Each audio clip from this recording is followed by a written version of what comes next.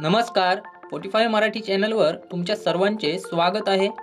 आज ठरलं तर मग मालिकेचा भाग खऱ्या अर्थाने एक अत्यंत महत्त्वाचा आणि सस्पेन्सने भरलेला होता, ज्याने प्रेक्षकांना खेळवून ठेवले असेल यात शंका नाही।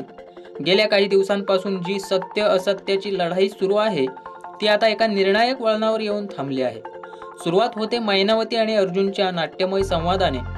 अहो, हे असले आरोप मला नाही सहन होत असे म्हणत मैनावतीचे जमिनीवर लोळण घेणे आणि रडण्याचे नाटक करणे हे तिच्या खोटारडेपणाचे अगदी टोक दाखवते। माझ्या मते मैनावतीला आता चांगलेच कळून चुकले आहे की अर्जुन आणि सायलीचा तिच्यावर संशय वाढला आहे। तिचे अतिनाटकी वागणे पाहून अर्जुनला आणि सायलीला एकमेकांकडे बघायला लागावे, यातच तिचे नाटक किती खोटे आहे हे स्पष्ट होते।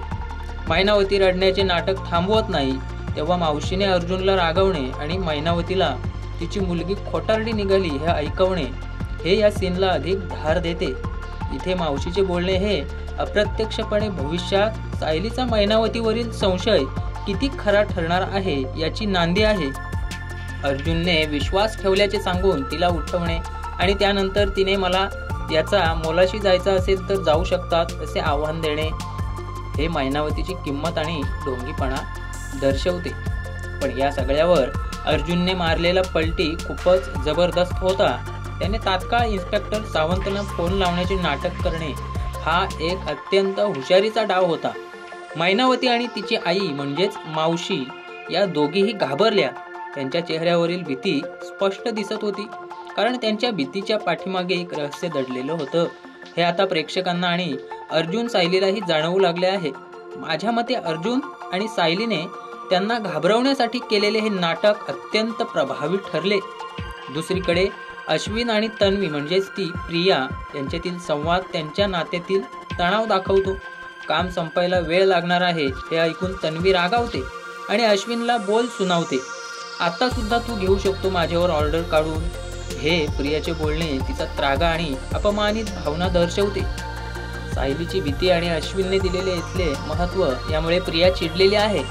तिला तिच्या आई वडिलांच्या म्हणजे लोखंडे आणि म्हणजे तेच मैनावती आणि तिचे वडील यांच्या बाजूने काहीतरी गडबड आहे याची शंका येऊ लागली आहे। पुन्हा सायली आणि अर्जुनच्या रूम मधील संवाद अत्यंत महत्त्वाचा ठरतो, कारण सायलीला मैनावतीचे बोलणे वारंवार आठवत आहे। 9 महिने मी तुला पोटात वाढवलं आणि मी कसं करेल का, असं करेल का हे शब्द तिला त्रास देत आहेत। इथे माझा अंदाज आहे की सायलीची स्वतःच्या आईबद्दलची जुनी आठवण किंवा तिच्या लहानपणी घडलेली एखादी वाईट गोष्ट तिच्या मनात खोलवर रुजलेली आहे, ज्यामुळे ती मैनावतीवर विश्वास ठेवायला कचरत आहे। अर्जुनने आपण जे कॉन्ट्रॅक्ट मॅरेज लपवले त्याचे परिणाम काय झाले होते याची आठवण करून दिल्यावर सायली सत्य सांगण्याचा निर्णय घेते। हा भाग कथेला म्हणजे मालिकेला एक मोठं वळण देऊ शकतोय। सायलीने पूर्ण आजींच्या रूममध्ये सगळ्यांना मेसेज करून बोलावून घेणे हे तिचे मोठे पाऊल आहे। तिला आता घरात लपवा छपवी नको आहे। मला तुमच्या सगळ्यांसमोर माझ्या आईवडिलांबद्दल आणि त्यांच्या वागण्याबद्दल बोलायचं आहे हे सांगताना सायली अत्यंत ठाम दिसत होती। कल्पना आणि प्रताप यांनी तिला शांत करण्याचा प्रयत्न केला, पण सायली ठाम होती।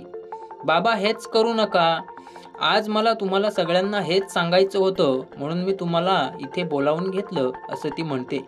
मला खात्री आहे की सायलीला आता लोखंडेंच्या वागण्यात काहीतरी नक्कीच गडबड आहे हे पक्के कळून चुकले आहे। तिच्या या मताला आता अस्मिता आणि पूर्णाजी देखील गंभीरपणे घेत आहेत। सर्वात मोठा धक्का तिला म्हणजे प्रियाला बसतो। सायलीने लोखंडे आणि मैनावतीबद्दल संशय व्यक्त केल्याचे तिला समजते। प्रिया खूप घाबरते, कारण तिला सत्य बाहेर आल्यास तिचे काय होणार याची भीती आहे। इथे माझा अंदाज आहे की प्रियाच्या भीतीमागे तिच्या आई वडिलांनी तिला सांगितलेली खोट्या गोष्टींची भीती आहे। शेवटी अर्जुन स्वतःच्या रूम मध्ये विचार करतो की त्याने सायलीच्या आई वडिलांना घरी आणण्यापूर्वी त्यांची पार्श्वभूमी तपासायला हवी होती। त्याने सायलीच्या शब्दांवर विश्वास न ठेवता तिच्यावरच विरोध केला, याचा आता त्याला पश्चाताप होतोय। आणि मग तो स्वतःच्या मनात म्हणतो की लोखंडेंकडून सत्य बाहेर काढण्यासाठी हा प्लॅन तर म्हणजे आता अर्जुन आणि सायली मिळून या खोटारड्यांना पकडण्यासाठी मोठा कट रचत आहेत। सायलीने अर्जुनच्या हातात डायरी देऊन खाली जाणे आणि अर्जुनचा मित्र चैतन्य यांचा संवाद हे सगळं प्लॅनचा भाग असावा असं वाटतंय। चैतन्यला इन्स्पेक्टर सावंतनं भेटायला जातोय हे कळणे याचा अर्थ चैतन्य या कटात सामील आहे. चैतन्याने अर्जुनला दिलेला सल्ला, लग्न करू नको बरं का, आणि बायकोला आपल्याबद्दलचा मेमरी लॉस होतोय हे बोलणे कदाचित त्यांच्या प्लॅनचा गुप्त संदेश असावा. अखेरीस अर्जुन इन्स्पेक्टर सावंतना लोखंडेंच्या पार्श्वभूमीची माहिती व्यवस्थित तपासण्यासाठी सांगतो आणि 10 मिनिटात गेटवर भेटण्याचे ठरवतो. माझा असा विश्वास आहे की पुढील भागांमध्ये लोखंडेंचे सत्य बाहेर येणार आहे आणि हा भाग त्या दिशेने टाकलेलं सर्वात मोठं पाऊल आहे. सायली आणि अर्जुनची जोडी आता पूर्ण तयारीने मैदानात उतरली आहे. हा भाग पाहून तुम्हाला काय वाटलं मित्रांनो? सायली आणि अर्जुनचा प्लॅन यशस्वी होईल का?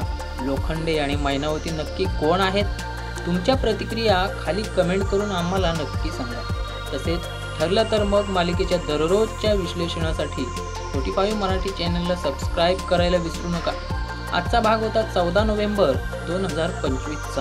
भेटूया उद्याच्या नव्या एपिसोडमध्ये एक सखोल विश्लेषण घेऊन. तोपर्यंत सर्वांना धन्यवाद.